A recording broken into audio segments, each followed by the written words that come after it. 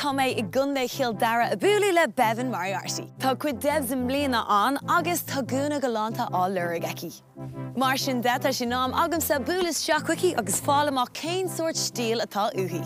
Hi Béibhinn! Hi, chunas tá tú? Tá mé go híntaach. Tar seach. Mágat. Béibhinn, tá tú freastal de debs an mbliana so bhfuil an brú ort gúna álainn ábh. Deagná fágam gachar go dtí an nóméid dearnach ach tá lántásta an Gléasta chun Féasta dhéanamh. Agus céintáis gúna bhfuil tú géirí?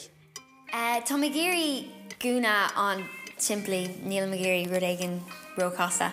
Tá stíl ré cúise go gom nuair a héim amach am cóide ach nuair a héim go dtí na clubbanna ihe Cam gúnaí scerta. So bhfuil ein pictóí got chun léirgása áil de stíl hain? Ja, tá pictóí rom ar mún póca.